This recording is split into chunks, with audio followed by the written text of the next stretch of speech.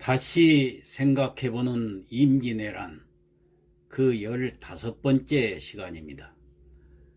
이순신은 고문 한 번 받고 삼도 수군 통제사에서 해임된 뒤에 백의종군 즉 일개 병사로 강등되는 처벌을 받고는 권율의 부대로 편입되었습니다. 지금으로 치면 참모총장이 일병이 된 겁니다. 그리고 이순신의 뒤를 이어서 원균이 참모총장격인 삼도 수군 통제사가 되었죠. 평소 사이가 안 좋았던 이 고니시 유키나가와 갓도 기요마사가 머리를 맞대고 만든 유일한 합작 작품이었던 것입니다. 고니시는 무수히 많은 정보를 입수하고 움직이는 아주 신중한 사람이었습니다. 선조가 이순신을 질투하고 꺼려하고 있다는 정보 정도야 고니시는 이미 알고 있었던 겁니다.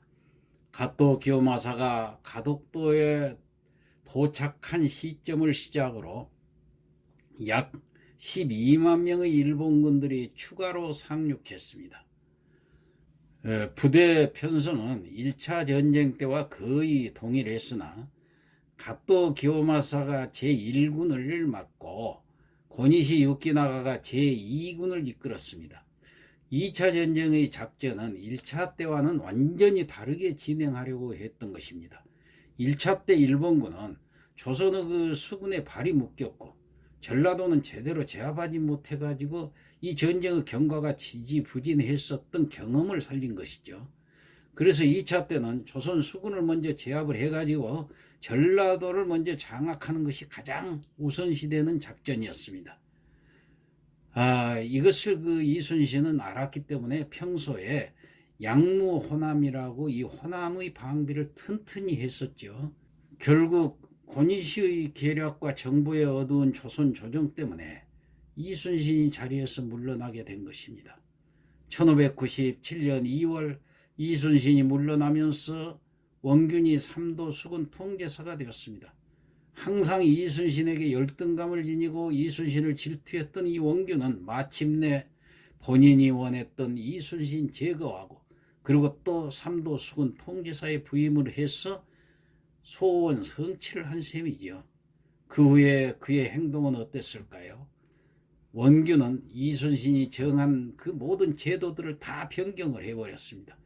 그리고 또 이순신이 신임하던 모든 장수와 군사들도 다 내쫓아 버렸습니다. 또 원균은 좋아하는 그 첩을 데려다 놓고 그 집에서 살면서 이중으로 울타리를 만들어 안팎을 막아 놓아가지고 여러 장수들도 그의 얼굴을 보는 일이 드물었습니다. 그는 또 술 마시기를 좋아해가지고 날마다 술주정과 성내는 일을 일삼았습니다. 이전 이순신은 부하 장교들과 틈만 나면 회의를 통해서 다양한 의견들을 반영하며 군기 잡힌 어떤 군영을 만들어 나갔었습니다. 그런데 원균은 부하 장교들과 회의는커녕 술에 찌들기만 했습니다. 무능한 지휘관의 전형적인 모습입니다. 선조와 조선 조정은 새로 부임한 원균에게 신속히 가독도로 가서 갓도 부대를 섬멸하라고 지시를 했습니다. 그런데 원균도 현장에 와서 보니까 이순신이 그 출전을 거부했던 이유를 10분 알게 되었습니다. 일본군의 병력은 전쟁에 만반의 준비를 하고 있었고 가덕도로의 출정은 무모한 측면이 있었다는 것을 깨닫게 된 것입니다. 그리고 원균이 유일하게 이순신과 같은 생각을 하던 전략이 있었으니 그것이 바로 수륙 합동작전이었습니다. 육군 쪽에서 먼저 일본군 진영의 그 배후를 공격해줘야 수군이 제 실력을 전부 발휘해가지고 섬에 주둔한 일본군을 격퇴시킬 수 있었다고 본 것입니다. 자, 그러나 당시 합동참모총장이었던 도원수 권율은 원균의 제안을 이런 지하에 거절해버렸습니다. 권율은 괜시리 육군의 부대를 동원할 필요가 없으며 수군의 힘만으로도 충분하다고 봤습니다. 조선 조정도 마찬가지였죠. 권율은 원균에게 가덕도의 갓도 군대를 물리치고 부산으로 가서 일본군의 추가 병력을 섬멸하라고 지시를 했습니다. 권율이 원균보다 상관이니까 원균은 울며 겨자 먹는 식으로 가덕도로 향했습니다. 약 100여 척의 함선으로 원균은 가덕도에 도착하기 전에 앙골포를 먼저 들려서 그 외선의 그 8척을 불태우고 나서 가덕도로 향했습니다. 가덕도에서 원균은 갓도의 군대와 맞닥뜨렸으나 일본군도 조선군도 싸울 의지를 전혀 보이지 않았고 싸우는 척만 하다가 원균은 한산도로 돌아왔습니다. 제대로 싸우지도 않고 부산으로 가라는 자신의 명령을 거부한 것으로 받아들인 권율은 불같이 화를 내며 1597년 6월 원균을 불러들여가지고 이 원균에게 곤장을 때렸습니다. 원균이 비록 권율의 부하이긴 하지만 그래도 장교들과 병사들이 다 보는 앞에서 해군 그 참모총장격인 이 원균의 엉덩이를 때리는 건 원균으로서는 아주 치욕스러웠던 일이었습니다. 원균은 어쩔 수 없이 7월 5일 다시 출발했습니다. 이때 원균은 조선의 모든 함선과 모든 거북선을 총동원했습니다. 원균의 조선 수군은 가덕도를 지나서 부산으로 향했습니다. 부산 앞바다인 다대포에서 100여 척의 조선 수군은 일본군과 소규모 전투를 벌이던 중에 무려 1000여 척 정도 일본 본군과 바다에서 만났습니다. 병력 차이가 저 정도 나면 일본 측에선 제대로 싸워볼 만한데 일본 함선은 어쩐 일인지 조선 함선에게 치고 빠지는 식으로 후퇴를 하면서 싸웠습니다. 용기를 얻은 원균은 일본 함선과 전면전을 고수했으나 하필 강풍과 파도로 인해서 조선의 함선들이 우왕좌왕할 뿐이었습니다. 아마 그날 날씨와 해류를 읽은 일본군은 일부러 전면전을 피했던 것 같습니다. 그 반대였던 원균은 무모하게 진군만 주장하다가 오히려 강풍에 휩쓸려 가지고 조선 함선 20여 척이 표류하다가 함몰되어 버리는 사태만 벌어졌습니다.